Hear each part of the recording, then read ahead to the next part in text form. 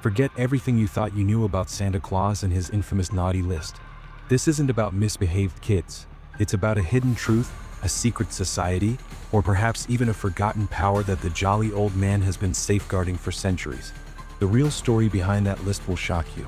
My name is Marcus Chen, and 3 weeks ago, I was just another cybersecurity analyst working the graveyard shift at a tech firm downtown. December had brought its usual chaos of holiday parties and forced cheerfulness, but I preferred the quiet solitude of my basement office, surrounded by the hum of servers and the glow of multiple monitors.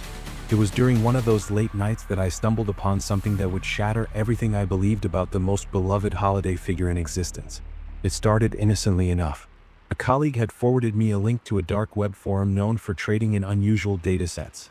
Government secrets, corporate leaks, the usual fare for those brave or foolish enough to venture into those digital shadows.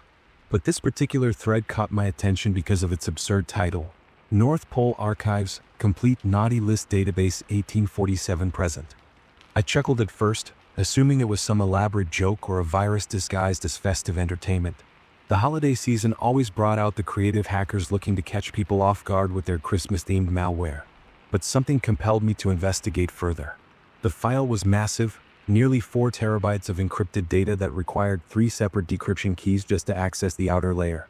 Whoever had compiled this information had gone to extraordinary lengths to protect it.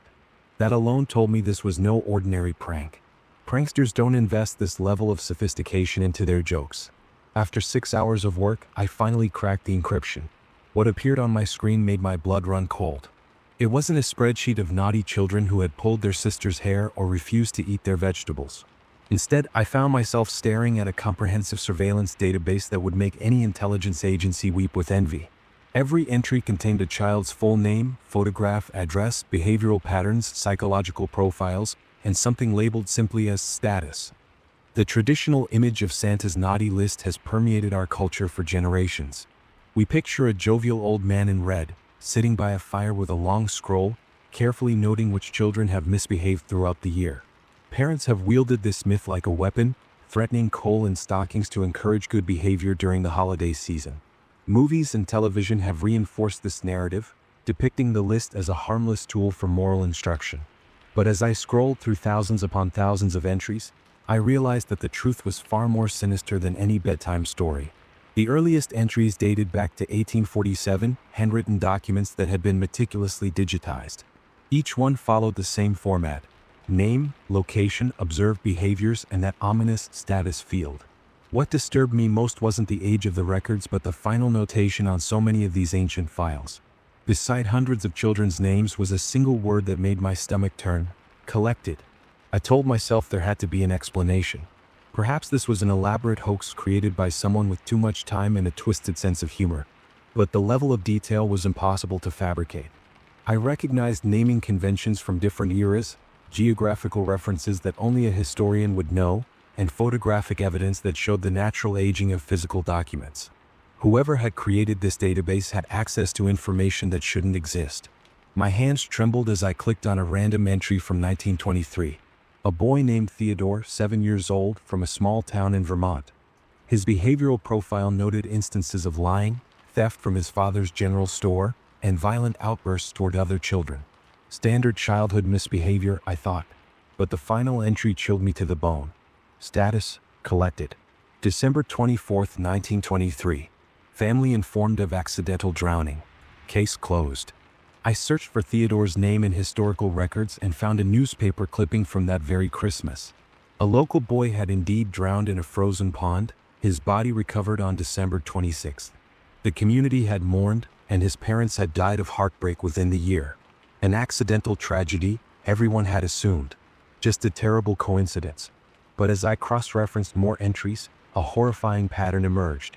Every child marked as collected had disappeared or died under mysterious circumstances, always around Christmas. House fires, sudden illnesses, drownings, wandering into the woods never to return. Hundreds of cases across nearly 2 centuries, all officially explained away as accidents or runaways. The authorities never suspected anything because nobody in their right mind would connect childhood deaths to a figure as innocent as Santa Claus. I sat back in my chair, my office suddenly feeling much smaller and darker than before. The festive decorations my coworkers had hung seemed to mock me with their cheerfulness. Outside my window, snow had begun to fall, blanketing the city in white.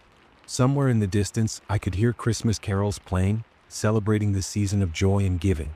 But I knew the truth now. The naughty list was real, and being on it meant something far worse than receiving coal in your stocking. Those children hadn't simply been bad. They had been marked, tracked, and eventually claimed by something that wore the mask of holiday cheer. And as I stared at my screen, watching the snowfall grow heavier, I couldn't shake the feeling that by accessing this database, I had drawn attention to myself from something very old and very dangerous. The files contained more than just names and status updates. Buried within the database was an entire classification system for children, one that had nothing to do with whether they ate their broccoli or shared their toys. The deeper I dug, the more I understood that naughty was a euphemism for something far more complex and terrifying. These children weren't being punished for childhood misbehavior. They were being identified for possessing qualities that something out there found valuable or threatening.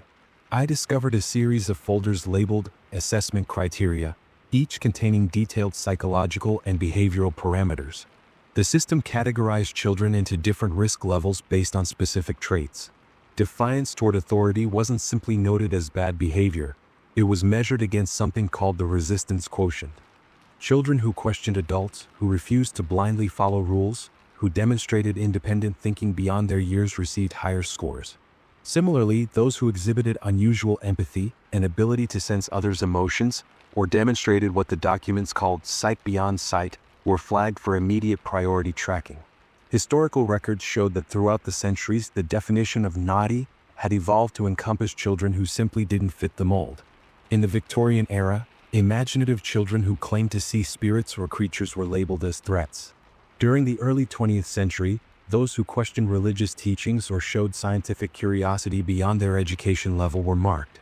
By the 1960s and 70s, the criteria expanded to include children with unusually high intelligence, those who could predict events before they happened, or those who seemed to remember things they couldn't possibly know. I found correspondence between unknown parties discussing the importance of early identification and intervention. One letter from 1892, written in elegant handwriting, stated, "The young ones who see too clearly must be handled before their gifts fully manifest. If left to mature, their abilities could upset the careful balance we have maintained for millennia. The collection must continue uninterrupted." What struck me most was the language used throughout these documents. They never referred to what they were doing as punishment or discipline. Instead, they spoke of cultivation, harvesting, and preservation. The children weren't being taken because they were bad. They were being collected because they possessed something rare and valuable, something that whatever entity operated the system wanted to control or eliminate before it could grow stronger. I spent days analyzing the psychological profiles, trying to understand the pattern. Many of these children came from difficult backgrounds, suffering from neglect or abuse that had forced them to develop survival instincts beyond their years. Others came from loving homes but displayed an otherness that set them apart from their peers. They saw things adults couldn't see, knew things they shouldn't know, and often spoke of imaginary friends that seemed far too real. The files contained interviews conducted with surviving family members, all disguised as grief counseling or psychological studies. Parents described their missing children in terms that made my skin crawl. "He always knew when someone was lying," one mother said about her son who vanished in 1956. "She used to talk to the corners of her room like someone was there," a father explained about his daughter who died of a sudden fever in 1978. "My boy drew pictures of places he'd never been, and later we found out those places were real," wrote a grandmother whose grandson disappeared on Christmas Eve 1991. These weren't problem children. They were special children, gifted with abilities that defied explanation. The system had labeled them naughty because their gifts made them dangerous to whatever order the entity behind the list sought to maintain. Every year, scouts would identify new candidates, track their development, and eventually make a decision about whether they should be left alone or collected. The database contained a subsection called Exceptions, listing children who had been initially flagged but later removed from collection protocols. I studied these cases desperately, hoping to find some pattern that could explain why some were spared while others were taken. The common thread seemed to be suppression. Children who stopped using their gifts, who learned to hide their abilities, who forced themselves to become ordinary gradually faded from the list's priority queue. The entity wasn't interested in potential that remained dormant. It only collected those whose flames burned too bright to be ignored. I found detailed surveillance reports spanning decades. Observers had been placed in schools, churches, community centers, anywhere children gathered. These watchers noted everything from playground interactions to classroom behavior, building profiles that would determine each child's ultimate fate. Teachers who showed unusual interest in gifted students were often reassigned or disappeared themselves. Parents who encouraged their children's unique abilities frequently met with accidents that served as warnings. The infrastructure supporting this operation was staggering. Safe houses across every continent, transportation networks that predated modern logistics companies, and a communication system that had evolved from messenger pigeons to encrypted satellite transmissions. Whatever organization operated behind the cheerful facade of Santa Claus possessed resources that rivaled nation-states. But the most disturbing discovery came when I accessed the files marked post-collection processing. I expected to find evidence of deaths, perhaps burial sites or methods of disposal. Instead, I found something far worse. The children weren't being killed. They were being transformed, remade into something else entirely, their original personality stripped away and replaced with something that served the entity's purposes. Photographs showed facilities hidden in remote locations. Children seated in strange chairs surrounded by equipment I couldn't identify. Medical reports documented procedures that had no equivalent in modern science. And testimonies from workers, many of whom had clearly been coerced into service, described watching bright-eyed children enter those facilities and hollow-eyed servants emerge. As I processed this information, my phone buzzed with a text message from an unknown number. The message contained only 3 words that stopped my heart. "We see you." The message forced me to confront something I had been desperately trying to avoid. I pulled up the search function within the database and typed my own name with trembling fingers. The results appeared almost instantly, and my entire understanding of my childhood shattered into 1,000 pieces. Marcus Chen, born November 3, 1989. First flagged at age 4 for demonstrating temporal sensitivity and enhanced pattern recognition. The file contained photographs of me as a child, surveillance reports from my elementary school, and psychological assessments I had never consented to. Someone had been watching me my entire life, documenting every moment of unusual behavior, every instance where I had shown abilities that set me apart. Reading my own file was like watching a stranger's life unfold. I had always been told I had an overactive imagination as a child. My parents dismissed my claims of knowing things before they happened as lucky guesses. The imaginary friend I spoke to until age 7 was explained away as a normal developmental phase. But according to these documents, I had been anything but normal. I had predicted my grandmother's death 3 days before it happened. I had drawn detailed maps of places I would later visit as an adult. I had conversations with something my observers called the other, an entity that existed just beyond human perception. The surveillance reports detailed my gradual suppression. Around age 8, after relentless teasing from classmates and concerned interventions from teachers, I began forcing myself to stop. I stopped talking about what I saw. I stopped making predictions. I stopped acknowledging the presence that had been my constant companion. According to the final assessment in my file, I had successfully self-suppressed to acceptable levels and was reclassified from priority collection to passive monitoring. I had been on the naughty list. I had been scheduled for collection. But somehow, by crushing the very things that made me special, I had saved my own life without ever knowing I was in danger. The realization hit me like a physical blow.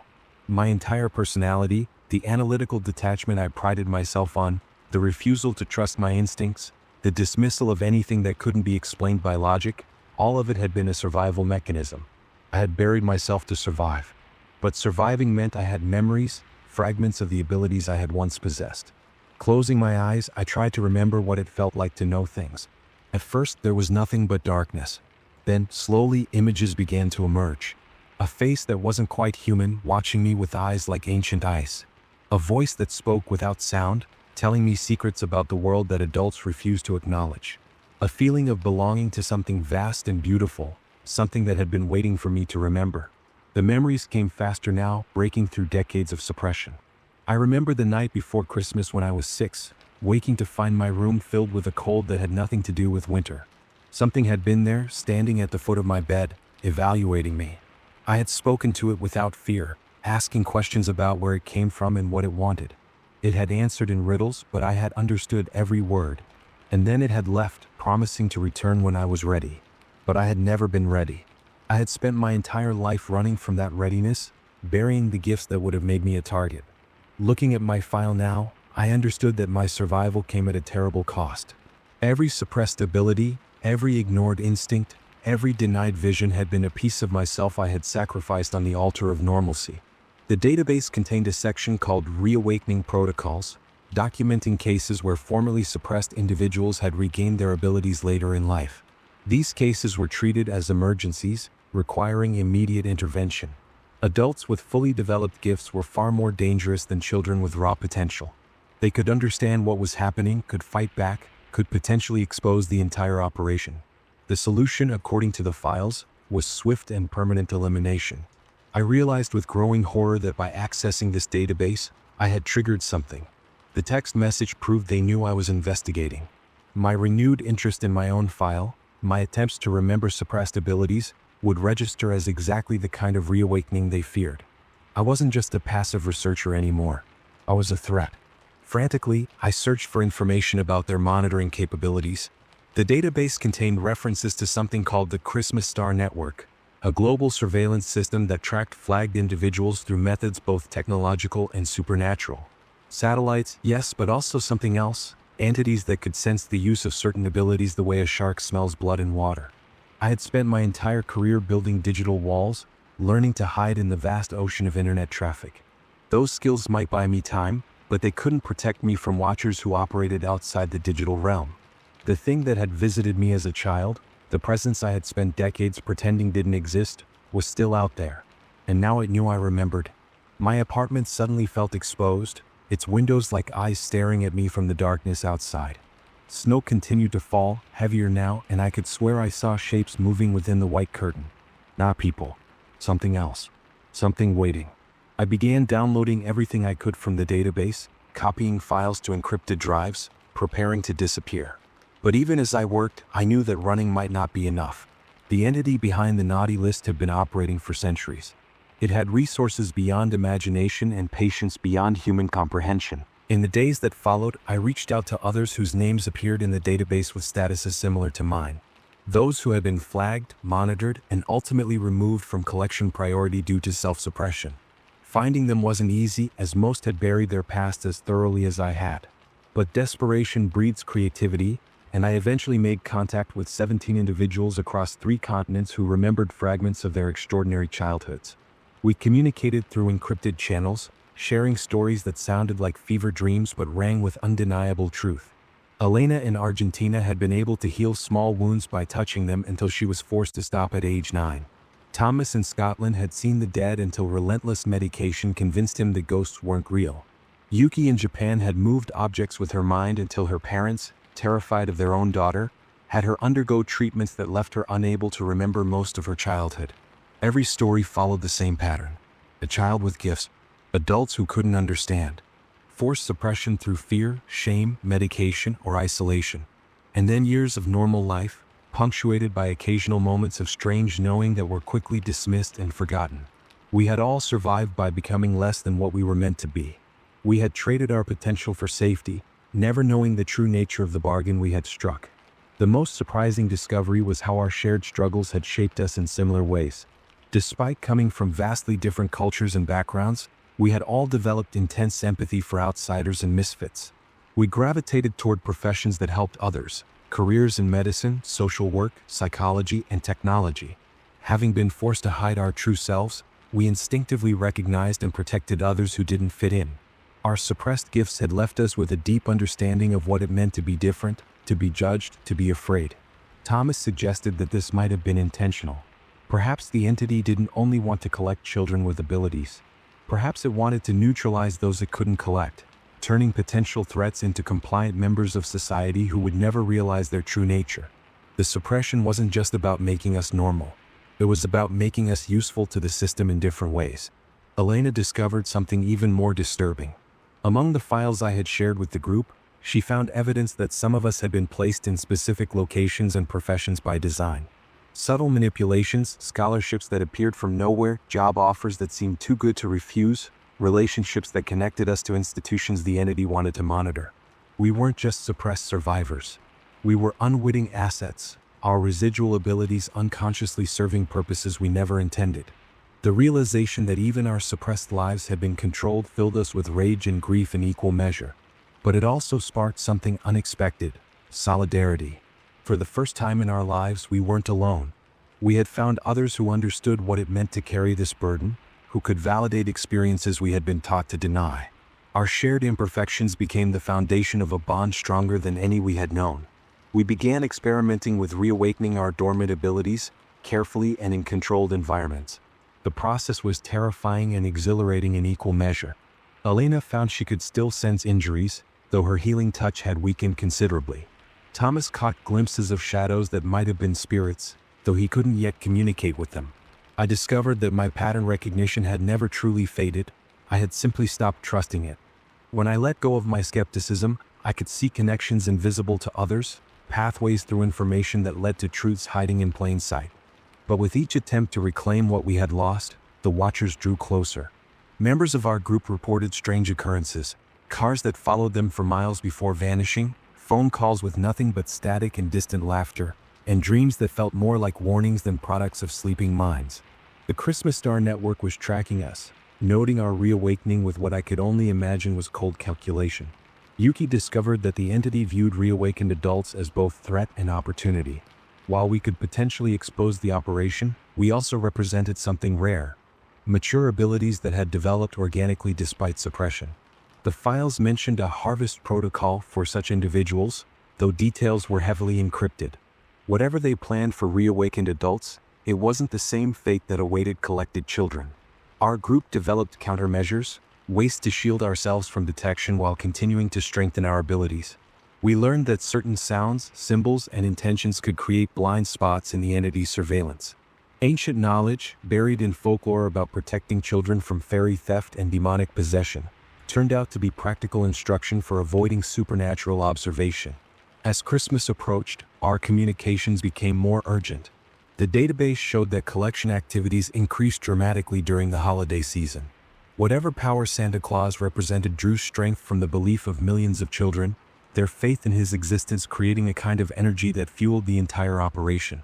The truth, when it finally emerged, was worse than any of us had imagined.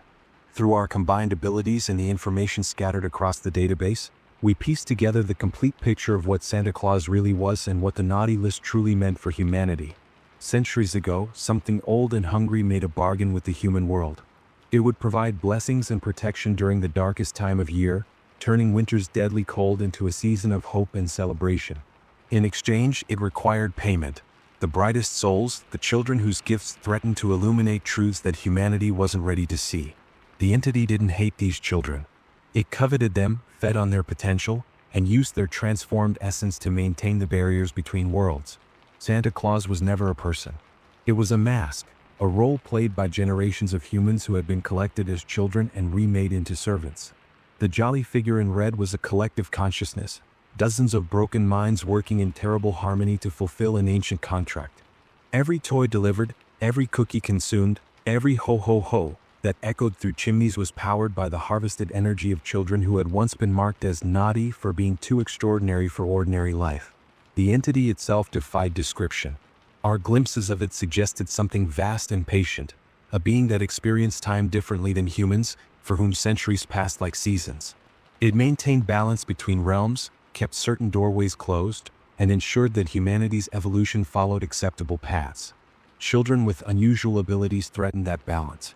They could see things meant to remain hidden, change things meant to stay fixed, and eventually, if left unchecked, tear holes in the carefully maintained fabric of reality. From the entity's perspective, the naughty list wasn't about punishment. It was about preservation. By collecting children before their powers matured, by transforming them into components of its vast machine, the entity prevented catastrophes that humanity couldn't comprehend. Every child taken was a potential apocalypse averted, a timeline collapse prevented, a dimensional breach sealed before it could form. The entity saw itself as humanity's guardian, and in its alien logic, the sacrifice of a few extraordinary children was a small price for the survival of billions of ordinary ones. Understanding this truth didn't make it acceptable. The 17 of us, scattered across the world but united in purpose, refused to accept a system that consumed children to maintain an order we had never agreed to. Our suppressed abilities, now partially reawakened, gave us weapons the entity hadn't anticipated. We were neither fully collected nor entirely ordinary. We existed in a space between, able to perceive the system while remaining partially outside its control. On Christmas Eve we made our move. Using the knowledge we had gathered and the abilities we had reclaimed, we disrupted the Christmas Star network for 3 crucial hours. During that window, we transmitted the contents of the database to every journalist, researcher, and activist we could reach. We exposed the ancient bargain, the collection protocols, and the true nature of what lurked behind the holiday cheer. The response was immediate and chaotic. Most people dismissed it as an elaborate hoax, another piece of holiday-themed internet nonsense. But others recognized truth in the documents, saw their own suppressed memories reflected in the testimonies, and began asking questions that had never been asked before. A crack appeared in the collective agreement that had sustained the entity for centuries. I write this now from a location I cannot disclose, surrounded by falling snow that may or may not contain watchers. The entity knows what we have done, and its response is still forming. Perhaps it will adapt, find new ways to operate in a world where some people know its secrets. Perhaps it will decide that the bargain is no longer sustainable and withdraw its protections, leaving humanity to face winter's true darkness alone. Perhaps it will come for us, the 17 who dared to challenge an arrangement older than recorded history. But we have given the world something precious: choice. Parents can now watch for signs that their children are being monitored. Those who suppress their abilities can understand why they made that choice and decide whether to continue. Future generations can develop countermeasures, resistance movements, alternatives to a system that treated extraordinary children as fuel for a cosmic machine. The holiday season continues around me, filled with carols and lights and the innocent joy of children who believe in a kind old man who brings presents to good boys and girls. That belief still has power, perhaps more than ever. But now the belief is complicated by knowledge, shadowed by truth, and transformed by the understanding that Santa's naughty list was never about who deserved coal in their stockings. It was about something far older, far stranger, and far more terrible than anyone wanted to imagine. And now, finally, the world knows.